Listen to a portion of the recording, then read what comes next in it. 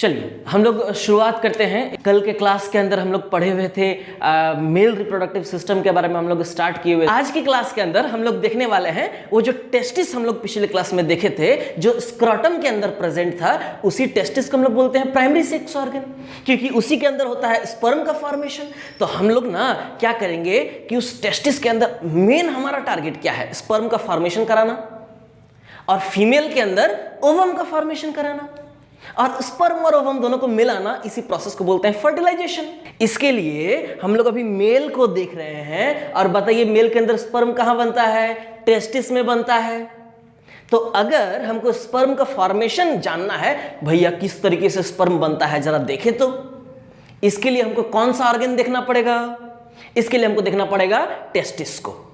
तो चलिए आज की क्लास में हम लोग समझते हैं टेस्टिस का डिटेल्ड स्ट्रक्चर। ये देखिए, ये एक टेस्टिस को हम यहां पे निकाल करके चिपका दिए, वही टेस्टिस। ये डायग्राम का साइज देख के मत समझिए कि बहुत बड़ा डायग्राम है तो मतलब क्या है नहीं है, उस कोरिलेट करना बहुत जरूरी है। जितने चीजों का आप जो पर डे का हमारा जो लेक्चर है उसको आप कंटिन्यूअसली अगर देखेंगे ना, तो आपको हर एक चीज अच्छे तरीके से जरूर समझ में आएगा। ये मतलब डेफिनेटली आपको जो है हर चीज एकदम क्लियरली समझ में आ जाएगा, लेकिन आपको रेलिवेंस होना जरूरी है, टॉपिक के साथ जुड़ाव का होना बहुत ज्यादा जरूरी होता है। किस तरीके से? तो कल हम लोग क्या किए थे ना, कल हम लोग स्क्रॉटम बनाए थे, और स्क्रॉटम के अंदर दो गो टेस्टिस रहता है। वो छोटा सा टेस्टिस जो रेड इंक से बनाए थे, उसी टेस्टिस को थोड़ा सा हम लोग जूम कर दिए और यहां बोर्ड पे चिपका डाले। अब देखिए ये टेस्टिस हमारा कुछ इस तरीके का दिखता है। टेस्टिस जो है ना, इसके चारों तरफ 3 लेयर का कवरिंग होता है। टेस्टिस के अंदर, ये टेस्टिस के अंदर 3 गो लेयर का कवरिंग होता है। जो सबसे बाहर वाला लेयर है, इस लेयर को हम लोग बोलते हैं tunica vaginalis. Tunica word common है, सभी लेयर में ट्यूनिका ट्यूनिका ट्यूनिका आया है? लेकिन बाहर वाले लेयर को हम लोग क्या बोलेंगे? Tunica vaginalis. इसमें भी 2 लेयर होते हैं, एक गो बाहर वाला, एक गो अंदर वाला। देखिए ना, ये वाला है एकदम बाहर वाला है, इसके अंदर में देखिए ये अंदर वाला है, ब्लू इंक से ही जो बनाए हैं। तो ये बाहर वाले को हम लोग बायोलॉजी में क्या बोलते हैं? पेराइटल, ये पेरिफेरी में प्रेजेंट होता है। अंदर वाले को हम लोग क्या बोलते हैं? विसरल। तो बाहर वाले को हम लोग बोलेंगे पेराइटल वेजाइनलिस, अंदर वाले को हम लोग बोलेंगे विसरल वेजाइनलिस, और ये दोनों को पेराइटल और विसरल को मिला करके हम लोग बोल देंगे ट्यूनिका वेजाइनलिस। एक चमचमाता हुआ कवरिंग प्रेजेंट होता है टेस्टिस के बाहर, जिसको हम लोग बोलते हैं ट्यूनिका वेजाइनलिस। इसके अंदर जब हम लोग आएंगे तो we find the second layer of testis, और ये लेयर जो है टेस्टिस का खुद का लेयर होता है, टेस्टिस का खुद का ये कंपोनेंट होता है, और जिसको हम ग्रीन इंक से बनाए हुए हैं यहां पे। This is the second layer of the testis and this layer is called as tunica albuginea.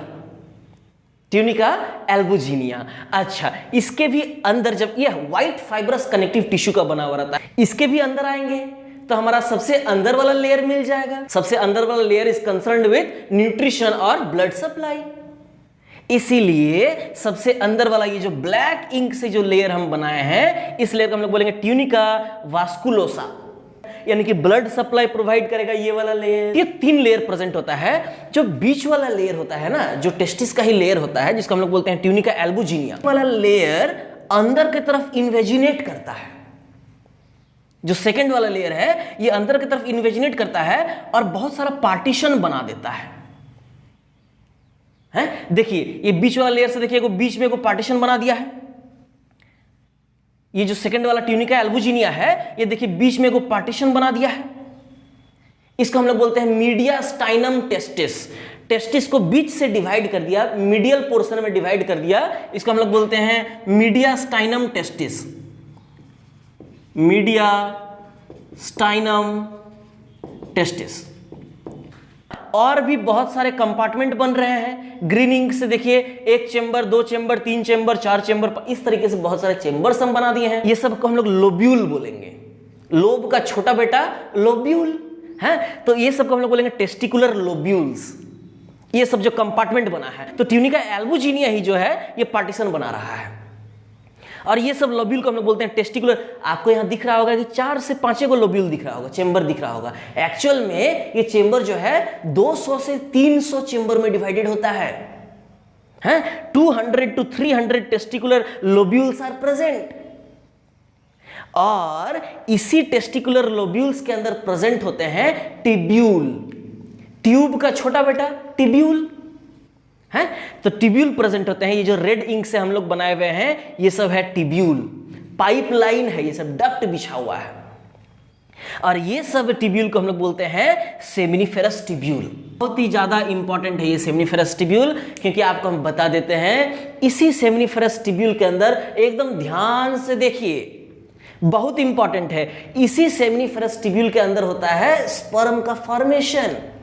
हाँ, एक्चुअल जो स्पर्म का एग्जैक्ट जो स्पर्म का फॉर्मेशन होता है वो होता है इसी सेमिनिफेरस टिब्यूल के अंदर।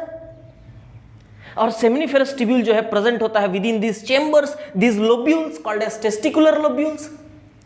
अब आप बोलेंगे कि सर किसी किसी लोब्यूल में हम देख रहे हैं कि आप 3 गो बना दिए हैं टिब्यूल, किसी में देख रहे हैं 2 गो बनाए हैं, किसी में देख रहे हैं 1 गो टिब्यूल बनाए हैं। हाँ, तो ये सब जो लोब्यूल्स होता है इसके अंदर 1 या 2 या 3 सेमिनिफेरस टिब्यूल प्रेजेंट हो सकते हैं। टोटल में लोब्यूल कितना को होता है, टोटल में ये चेंबर कितना को होता है, 200 से 300। तो अगर हम आपको पूछते हैं कि एक टेस्टिस के अंदर कितने सारे सेमिनिफेरस टिब्यूल होते हैं, एक लोब्यूल में मान लीजिए कि 3 टिब्यूल, तो 300 लोब्यूल है, मान लीजिए 300 गुना 3 900 टिब्यूल प्रेजेंट होगा। हाँ, और एक एक जो सेमिनिफेरस टिब्यूल है इसका जो लेंथ होता है ये होता है 60 सेंटीमीटर, मतलब हर एक टेस्टिस के अंदर 540 मीटर लगभग में होता है, इतना मीटर का जो है लेंथ होता है। मतलब आप इस सेमिनिफेरस टिब्यूल को यहाँ से निकाल देंगे ना एक टेस्टिस का, और अगर आप रोड पे बिछा देंगे ना, यानी कि अगर आप एक ग्राउंड पे बिछा देंगे तो लगभग एक फुटबॉल फील्ड का जितना लेंथ होता है इस सेमिनिफेरस टिब्यूल का। अब आप देखने के लिए पूरा एक्साइटेड होंगे कि सर जरा सेमिनिफेरस टिब्यूल को दिखा दीजिए ना, तो मजा आ जाएगा कि इसके अंदर स्पर्म कहाँ बनता है। तो दिखाएंगे उसको हम लोग आगे का क्लासेस में दिखाएंगे। तो सेमिनिफेरस टिब्यूल में स्पर्म बन गया, मान लीजिए अभी स्पर्म बन गया, ये स्पर्म बनने के बाद फिर बाहर निकलेगा, और सेमिनिफेरस टिब्यूल जब यूनाइट होते हैं, जब मिलते हैं दो तीन सेमिनिफेरस टिब्यूल, तो बनता है टिब्यूली रेक्टी है। सेमिनिफेरस टिब्यूल सब जब मिल रहा है तो ये सब जो लाइन है, ये सब जो पॉइंट है, ये सब पॉइंट, इसको हम लोग बोलते हैं टिब्यूली रेक्टी। टिब्यूली रेक्टी, बहुत सारा टिब्यूली रेक्टी, सारे टिब्यूली रेक्टी मिल करके एक ओपन स्पेस में स्पर्म को डाल रहे हैं, और इस स्पेस को हम लोग, ये जो रेड इंक से बनाया है, इस स्पेस को हम लोग बोलते हैं रेटी टेस्टिस। बोलिए सबसे पहले स्पर्म कहां बना, seminiferous tubule, then tubuli recti, then rete testis. Rete testis में स्पर्म पहुंच गया है, अब इस स्पर्म को यहां से लेके जाता है डक्ट के थ्रू, और पाइप सब का नाम जरा देख लीजिए क्या क्या नाम पड़ता है। ये जो पाइप रेटी टेस्टिस से निकलेगा ना, बहुत सारा पाइप, 10-15 को पाइप जो है यहां से निकलेगा, ये सब जो पाइप देख रहे हैं निकल रहा है, ये सब पाइप को हम लोग बोलते हैं वासा एफरेंशिया। वासा इफरेंशिया, ये वासा एफरेंशिया जो है यूनाइट करेंगे और एक डक्ट में फिर कंबाइन करेंगे। इस डक्ट, इस पाइप को यहां से लेकर के यहां तक, इस पाइप को हम लोग बोलते हैं एपिडिडाइमिस है, इसको हम लोग बोलेंगे एपिडिडाइमिस। एपिडिडाइमिस को हम लोग 3 पार्ट में डिवाइड कर देते हैं। जो सामने वाला रहता है, ज्यादा कॉइल्ड स्ट्रक्चर रहता है, इसको हम लोग बोलते हैं हेड ऑफ द एपिडिडाइमिस। इसके बाद वाले को बोलते हैं बॉडी ऑफ द एपिडिडाइमिस। इसके बाद वाले को बोलते हैं tail of the epididymis. Head को ही बायोलॉजी में बोलते हैं कैपट, बॉडी को ही बोलते हैं कॉर्पस, और टेल को बोलते हैं काउडा। एपिडिडाइमिस जो है लगभग 6 मीटर लंबा होता है, पूरा कॉइल्ड तरीके से। एक्चुअल हम इसको लंबा करके यहां बिछा दिए हैं, इस तरीके से प्रेजेंट नहीं होता है, ये टेस्टिस के पास ही जो है कॉइल करके रहता है, लेकिन हम लोग इसको खोल करके देख रहे हैं कि कौन कौन से कंपोनेंट होते हैं। Caput part, corpus part and the cauda part. Epididymis बोलेंगे इसको, 6 मीटर लंबा होता है। इसके बाद फिर आपका आ जाएगा वास डिफरेंस, और ये वास डिफरेंस जो है, हम टेस्टिस का बात कर रहे हैं, टेस्टिस प्रेजेंट होता है, टेस्टिस से निकला एपिडिडाइमिस, एपिडिडाइमिस के बाद यहां से वास डिफरेंस निकलेगा, और ये वास डिफरेंस फिर बॉडी के अंदर जाएगा, यूरिनरी ब्लैडर के पास कॉइल करेगा, और फिर यूरेथ्रा के पास पेनिस के थ्रू जो है बॉडी से बाहर इजैकुलेशन कराने में हेल्प करता है। हम लोग बात कर रहे हैं पाथवे ऑफ स्पर्म। आपको बता देते हैं ना कि पाथवे ऑफ स्पर्म से नीट के अंदर क्वेश्चन आ चुका है, और इसीलिए ये टॉपिक जो है बहुत वाइटल हो जाता है। पाथवे ऑफ स्पर्म, स्पर्म का रास्ता। बताइए स्पर्म सबसे पहले बनेगा कहां पे? Seminiferous tubule. हम लोग प्यार से इसको एसटी लिख दे क्या? ST, seminiferous tubule, ST. Tubuli recti, tubuli recti. इसके बाद बोलिए कहां जाएगा? Rete testis, rete testis. रेटिटेस्टिस के बाद बोलिए कहां जाएगा? इसको क्या बोलेंगे? वासा एफ्रेंसिया, TIA है, वासा एफ्रेंसिया हम लोग बोलते हैं, वासा एफ्रेंसिया। रेटिटेस्टिस के बाद आ जाएगा वासा एफ्रेंसिया के बाद कहां जाएगा? एपिडिडाइमिस। एपिडिडाइमिस के बाद कहां जाएगा? Vas deferens. वास डिफरेंस के बाद कहां जाएगा? इजैकुलेटरी डक्ट में चला जाएगा, हाँ, यूरेथ्रा में चला जाएगा। वास डिफरेंस, इजैकुलेटरी डक्ट, और वहां से चला जाएगा यूरेथ्रा के अंदर। इस तरीके से जो स्पर्म यहाँ पे बनता है वो स्पर्म यहाँ से निकल करके चला जाता है। स्पर्म जब यहाँ पे बना ना, वो स्पर्म आया टिब्यूली रेक्टी, देन रेटिटेस्टिस, देन वासा एफ्रेंसिया, देन एपिडिडाइमिस। एपिडिडाइमिस के पास जो है ना, एपिडिडाइमिस टेस्टिस के ऊपर ही चढ़ा हुआ रहता है। एपिडिडाइमिस में कुछ दिनों तक स्पर्म को आराम किया दिया जाता है। एपिडिडाइमिस के अंदर storage and functional maturation of sperm होता है, वेरी इंपॉर्टेंट। जो स्पर्म यहां से निकल करके आया है वो स्पर्म मैच्योर करेगा विद इन दिस एपिडिडाइमिस। कितने दिनों तक ठहरेगा यहाँ पे? लगभग 20 से 30 दिनों तक या 15 से 30 दिनों तक यहाँ पे स्पर्म ठहरेगा और यहाँ पे स्पर्म का होगा मैच्योरेशन। एक्चुअल में जब यहाँ से स्पर्म निकलेगा ना तो स्पर्म बहुत फुर्तीला रहता है, जो ऐसे ऐसे करके स्विम करते रहते हैं, बहुत एकदम फुर्तीला और एकदम बहुत नटखट टाइप का होता है स्पर्म। ये स्पर्म जब जाएगा ना तो स्पर्म को यहाँ पे थोड़ा शांत करा दिया जाता है कि बाबू तुम अभी ज्यादा हड़बड़ाओ मत। अब ये तुम ज्यादा उछल कूद कर लेगा ना तो फिर फीमेल का जेनिटल ट्रैक्ट में जाने के बाद तुम ओवम से मुलाकात नहीं कर पाएगा। इसीलिए ना यहाँ पे एपिडिडाइमिस क्या करता है? स्पर्म को थोड़ा सा इनएक्टिवेट कर देता है, थोड़ा सा सप्रेस कर देता है यहाँ पे। और एपिडिडाइमिस जो है यहाँ पे रिलीज करता है इनहिबिटरी प्रोटीन्स। एपिडिडाइमिस यहाँ पे रिलीज करते हैं इनहिबिटरी प्रोटीन्स।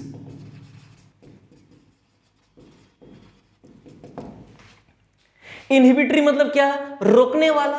तो एपिडिडाइमिस यहाँ पे स्पर्म में इनहिबिटरी प्रोटीन को मिला देता है ताकि स्पर्म जो है थोड़ा सा रुक जाए। हैं, दिल संभल जा जरा, फिर मोहब्बत करने चला है। तो स्पर्म मोहब्बत करने के लिए जा रहा था, लेकिन इसको यहाँ पे इनहिबिटरी प्रोटीन डाल करके एपिडिडाइमिस उसको रोक दिया, शांत कर दिया, एनर्जी को बचाने के लिए। है स्पर्म का जो हेड होता है ना, स्पर्म का हम लोग जब देखेंगे स्ट्रक्चर तो स्पर्म का हेड होता है, बॉडी होता है, नेक होता है, टेल होता है।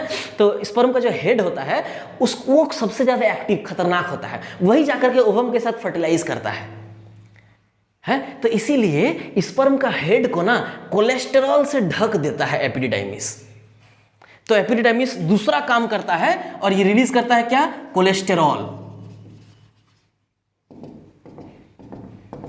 कोलेस्ट्रॉल रिलीज करता है। ये कोलेस्ट्रॉल स्पर्म का हेड के, कोलेस्ट्रॉल तो हम लोग को पता है ना फैटी है, लिपिड है। तो कोलेस्ट्रॉल जो है स्पर्म का हेड को कवर कर देता है। हाँ, अब बेचारा स्पर्म आराम से इनएक्टिवेटेड हो गया, अब वो धीरे धीरे करके जा रहा है। अब आप बोलेंगे कि सर ऐसा अगर हो गया तो फिर स्पर्म कैसे फर्टिलाइज करेगा फीमेल को जाकर के? तो करेगा। अभी स्पर्म का माथा में क्या चढ़ गया? कोलेस्ट्रॉल। जब फीमेल के बॉडी के अंदर जाएगा ना तो फीमेल पता है आपको क्या बोलती है? कि जाओ, सुनिए मेरा बात को, फीमेल स्पर्म को क्या बोलती है? जाओ पहले तुम अपना सर में शैम्पू करके आओ। हाँ, कहे कि स्पर्म का खोपड़ी में क्या लगा हुआ रहता है? कोलेस्ट्रॉल लगा हुआ रहता है। तो फीमेल बोलेगी ना कि जाओ पहले तुम अपना माथा को धो करके आओ, शैम्पू करके आओ। हैं, फिर स्पर्म अपना शैम्पू करेगा, बढ़िया से अपना कोलेस्ट्रॉल वगैरह को हटाएगा, फिर जाएगा ऐसा करता हुआ फर्टिलाइज करने के लिए। हैं, देखेंगे हम लोग ये सबको जब हम लोग फर्टिलाइजेशन पढ़ेंगे, बहुत जबरदस्त स्टोरी आपको बताएंगे वहां पे। अच्छा, इस तरीके से एपिडिडाइमिस के अंदर फंक्शनल मैच्योरेशन होता है, बहुत इंपॉर्टेंट पार्ट है ये, मैच्योरेशन ऑफ द स्पर्म। अब इस आइडिया को थोड़ा सा और एलाबोरेट करने के लिए पूरा रिप्रोडक्टिव सिस्टम का एक बार फोटो देख लेंगे ना। और टेस्टिस और वास डिफरेंस को तो हम लोग देखे ही नहीं, आप बोल रहे होंगे सर आप यहाँ तक बना करके छोड़ दिए, जरा ये तो बताइए वाज डिफरेंस कहाँ जाता है, फिर कैसे पेनिस से होता हुआ आता है वापस है। तो ये सब चीज़ को देखने के लिए हम लोग एक एलाबोरेट डायग्राम को देखेंगे, जिसकी वजह से ये सब चीज़ एकदम आपका क्लियर हो जाएगा और एकदम बढ़िया तरीके से आपको सारा बात समझ में आ जाएगा। अब हम आपके सामने जो ड्रॉ किए हैं ये पूरा मेल रिप्रोडक्टिव सिस्टम का फोटो बना दिए हैं। यहाँ पे हर ऑर्गन आपको दिख जाएगा। ये जो फोटो बनाए हैं यहाँ पे आपको हर ऑर्गन, आपको प्राइमरी सेक्स ऑर्गन भी मेल का दिख जाएगा जिसको हम लोग बोलते हैं टेस्टिस है। आपको सेकेंडरी सेक्स ऑर्गन जिसको पेनिस बोलते हैं ये भी आपको यहाँ दिख जाएगा।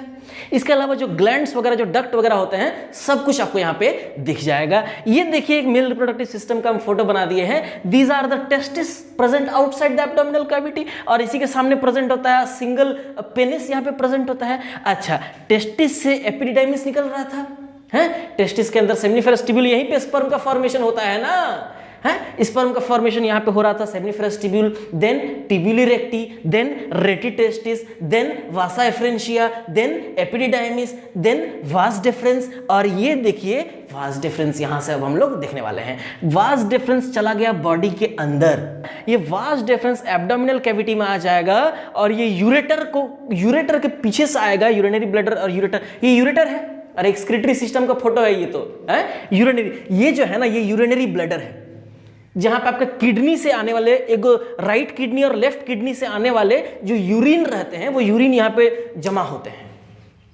Into this urinary bladder. Urinary bladder के ही चारों तरफ, यूरेटर के चारों तरफ पीछे से कॉइल करता हुआ वास डिफरेंस आता है और यहाँ पे आकर के वास डिफरेंस जो है मिल जाता है। इस जगह को हम लोग बोलते हैं इजैकुलेटरी डक्ट। स्पर्म यहां से गया, वास डिफरेंस में गया, स्पर्म आते हुए यहां से कैरी कर रहा है और स्पर्म यहां पेनिस से होता हुआ स्पर्म बाहर निकलना है। लेकिन ये जो स्पर्म आया है ना, स्पर्म यहां से बना है, अकेले ये स्पर्म कुछ नहीं कर सकता है। इस स्पर्म को जरूरत है बहुत सारा खाना पीना का, बहुत सारा और फैक्टर, बहुत सारा और एंजाइम और केमिकल्स का जरूरत पड़ता है टू फर्टिलाइज एन ओवम।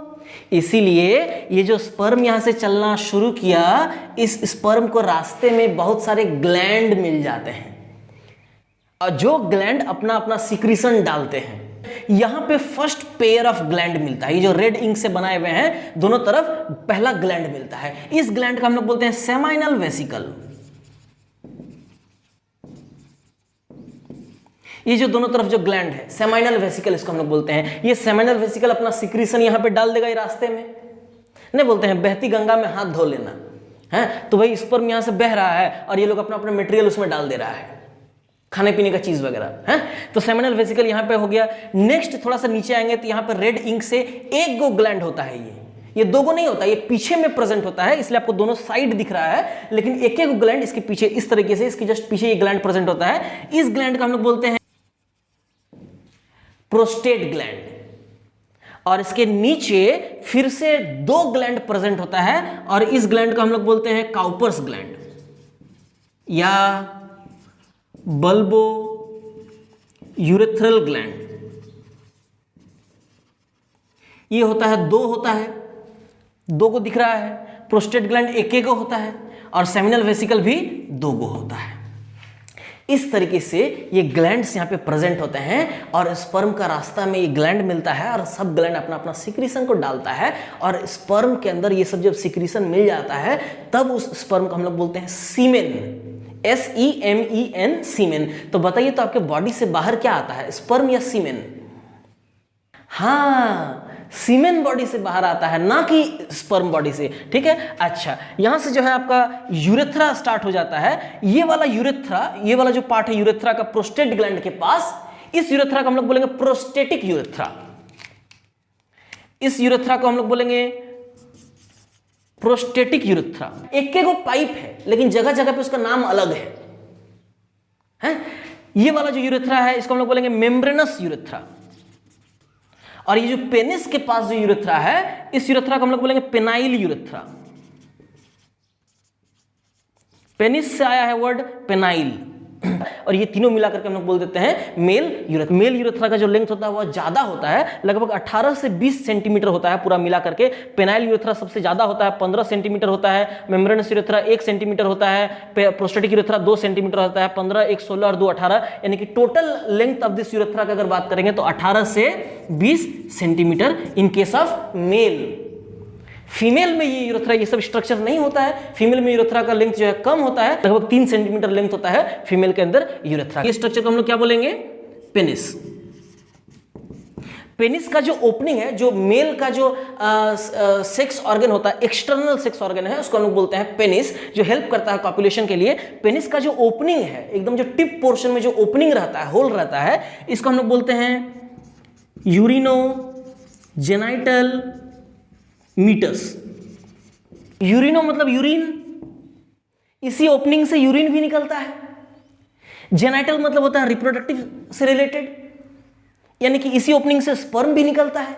तो मेल के अंदर स्पर्म और यूरिन का निकलने का रास्ता एक ही होता है, इसलिए इसको हम लोग बोल देते हैं यूरिनो जेनाइटल मीटस। सेमिनल वेसिकल और प्रोस्टेट ग्लैंड और कॉपर्स ग्लैंड अपना अपना सिक्रीशन को डालता है। क्या है इनका सिक्रीशन और इनका स्पर्म में डालना जरूरी क्यों है, इस बात को यहां पे समझिए। सेमिनल वेसिकल जो है ये एक फ्लूइड को सिक्रीट करता है इस जगह पे, उस फ्लूइड को हम लोग बोलेंगे सेमिनल फ्लूइड। एल्कलाइन होता है, एसिडिक नहीं होता है, एल्कलाइन होता है। पीएच जो है इसका लगभग में 7.2 से लेकर के 7.3, सभी ग्लैंड का फ्लूइड का पीएच उतना ही रहता है। पीएच जो है 7.2 रहता है। और सेमिनल फ्लूइड के अंदर प्रेजेंट होता है फ्रक्टोज। फ्रक्टोज प्रेजेंट होता है इसके अंदर, प्रोस्टाग्लैंडिन, और बताइए फिब्रिनोजेन, हाँ, इनोसिटॉल, साइट्रेट वगैरह, ये सब चीज यहां पे प्रेजेंट होता है। क्यों जरूरी है ये सब चीज को स्पर्म में मिलाना, इस बात को समझिए।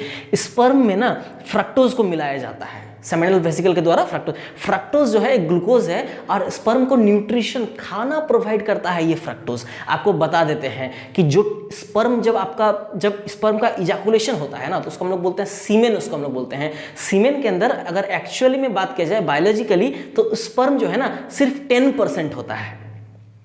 जो इजैकुलेटेड सीमेन रहता है उसके अंदर स्पर्म सिर्फ 10% होता है। मेजॉरिटी यही सेमिनल फ्लूइड होता है। 60% जो आपका पूरा सीमेन का पार्ट है वो कंप्राइज करता है सेमिनल फ्लूइड, और इसके अंदर रहता है फ्रक्टोज। ये न्यूट्रिशन प्रोवाइड करता है, खाना पीना, स्पर्म को एनर्जी के लिए एज ए फ्यूल, ईंधन के जैसा काम करता है फ्रक्टोज। नेक्स्ट ये देखिए, इसको हम लोग बोल देते हैं ये फ्रक्टोज जो है न्यूट्रिशन के लिए होता है। प्रोस्टाग्लैंडिन, देखिए स्पेलिंग गलत लिखा गया, आप तो ये तो बोलिए, या प्रोस्टाग्लैंडिन के लास्ट में जी होता है, हाँ, प्रोस्टाग्लैंडिन भी इसके अंदर रहता है सेमिनल फ्लूइड के अंदर।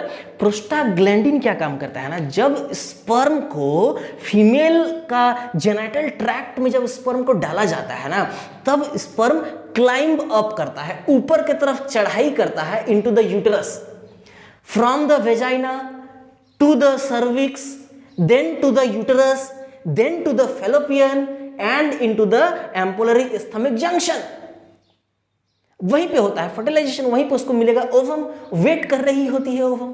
स्पर्म को ऊपर चढ़ना रहता है, अगेंस्ट द ग्रेविटी स्पर्म को ऊपर चढ़ना होता है। कितना मेहनत करता है, कितना मेहनती होता है स्पर्म, है। स्पर्म को ऊपर चढ़ने के लिए इसको होना है, इसके पास होना चाहिए पेरिस्टेल्सिस होना चाहिए। पेरिस्टेल्सिस मूवमेंट को हम लोग बोलते हैं, जिगजैग मूवमेंट को हम लोग बोलते हैं पेरिस्टेल्सिस। बताइए क्या स्पर्म ऊपर से नीचे मूव करता है या नीचे से ऊपर मूव कर रहा होता है? बोलिए जरा। नीचे से ऊपर मूव कर रहा होता है, इसीलिए जो प्रोस्टाग्लैंडिन है यही हेल्प करता है स्पर्म को नीचे से ऊपर मूव करने में, और इसी को हम लोग बोलते हैं रिवर्स पेरिस्टेल्टिक मूवमेंट।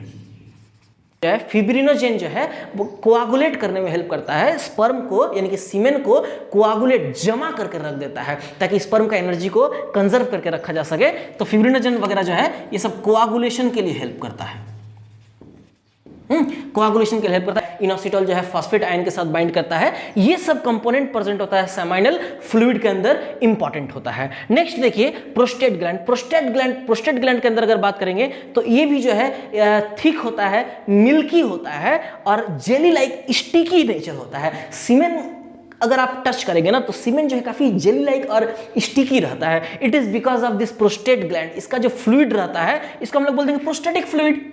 टोटल सीमेन का 30% कंप्राइज करता है प्रोस्टेटिक फ्लूइड। तो इसके अंदर प्रेजेंट होता है फॉस्फेट आयन, इसके अंदर प्रेजेंट होता है कैल्शियम आयन है, इसके अंदर प्रेजेंट होता है प्रोफिब्रिनोलाइसिन, ये सब चीज प्रेजेंट होता है। सीमेन का जो लुक होता है, जो नेचर होता है, it is because of this prostatic fluid, milky nature का दिखता है, जेली लाइक दिखता है प्रोस्टेटिक फ्लूइड की वजह से।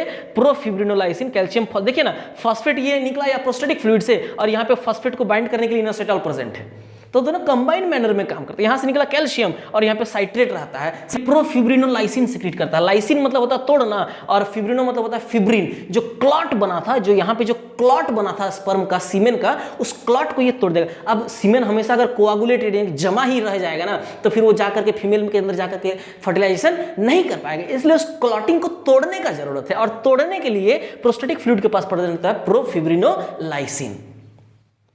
यही दोनों मिल करके जब सेमिनल फ्लूइड और प्रोस्टेटिक फ्लूइड जब मिलता है, तो यही दोनों का जब सिक्रीशन इस यूरेथ्रा में डाला जाता है, प्रोस्टेटिक यूरेथ्रा में डाला जाता है, उस कंडीशन में ये जो प्रोफिब्रिनोजेन है, ये जो फिब्रिनोजेन है, ये बन जाता है फिब्रिन। फिब्रिनोजेन बन जाएगा, फिब्रिन बन जाएगा ये, और ये फिब्रिन जब बन जाएगा तो फिब्रिन को ही हम लोग बोलते हैं नेटवर्क लाइक स्ट्रक्चर या क्लॉट।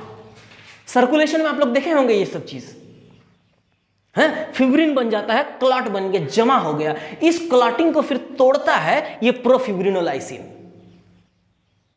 प्रोफिब्रिनोलाइसिन से बन जाता है फिब्रिनोलाइसिन, और फिब्रिनोलाइसिन जो है इस फाइब्रिन यानी कि क्लॉट को तोड़ देगा, और इसी को हम लोग बोलते हैं liquefaction of sperm. Liquefaction of sperm या सीमेन, बेटर वर्ड, लिक्विफिकेशन ऑफ सीमेन। और ये जो जमा होने का प्रोसेस था उसको हम लोग बोल रहे थे कोआगुलेशन ऑफ सीमेन। सीमेन जब एक्चुअल में बॉडी से बाहर निकलता है ना, तो सीमेन कोआगुलेटेड रहता है, जमा हुआ रहता है, ताकि स्पर्म उसके अंदर का इधर उधर भाग ना जाए और एनर्जी को मेंटेन करके रखा सके। लेकिन अगर कोआगुलेटेड स्टेज में ही रह जाएगा तो फीमेल के बॉडी के अंदर जाकर के वो फर्टिलाइजेशन नहीं कर पाएगा, इसलिए उस कोआगुलेशन को फिर हम लोग को हटाना पड़ता है, तो हम लोग उसको लिक्विफाई कर देते हैं। और 15 से 20 मिनट या 20 से 25 मिनट के बाद जो है, ये आधा घंटा के अंदर अंदर में जो है ये कोआगुलेटेड सीमेन लिक्विफाई हो जाता है, और हम लोग उसको बोलते हैं लिक्विफिकेशन। ये होता है because of this enzyme profibrinolysin present in the prostatic fluid. इसके अलावा जो लास्ट ग्लैंड है इसको हम लोग बोलते हैं काउपर्स ग्लैंड या बल्बोयूरेथ्रल ग्लैंड। ये ग्लैंड भी जो है एक फ्लूइड निकालता है, उसको हम लोग बोलते हैं काउपर्स फ्लूइड या बल्बोयूरेथ्रल फ्लूइड। इस फ्लूइड का भी अगर पीएच का बात करेंगे, इसका भी पीएच वही 7.23 के लगभग में इसका पीएच प्रेजेंट होता है। अच्छा, इसका जो काम होता है ना, ये न्यूट्रलाइज करता है। ये न्यूट्रलाइज, देखिए आपका जो यूरेथ्रा रहता है ना, ये एसिडिक नेचर का होता है, काहे कि इसके थ्रू यूरिन का निकलना होता है, यूरिन एसिडिक होता है। एसिडिक रास्ता में अगर स्पर्म जाएगा ना, स्पर्म तड़प तड़प के मर जाएगा यहाँ पे, इसलिए इस मीडियम को जरूरत रहता है न्यूट्रलाइज कर दीजिए। एसिडिक में क्या डालेंगे तो न्यूट्रलाइज हो जाएगा, बेसिक डालेंगे, इसलिए ये सब चीज बेसिक होता है। तो काउपर्स फ्लूइड का जो है ये काम होता है इसको न्यूट्रलाइज कर देना। साथ ही साथ काउपर्स फ्लूइड जो कि सबसे बाहर प्रेजेंट होता है, ये सिक्रीट करता है, एक वही फ्लूइड को सिक्रीट करता है जो हेल्प करता है in the lubrication of the penis. ये हेल्प करता है in the lubrication of the penis. इस तरीके से ये आपका लुब्रिकेशन होता है। तीनों gland, seminal vesicle, prostate gland और काउपर्स ग्लैंड, और इनका फंक्शंस इस तरीके से यहाँ पे प्रेजेंट होता है।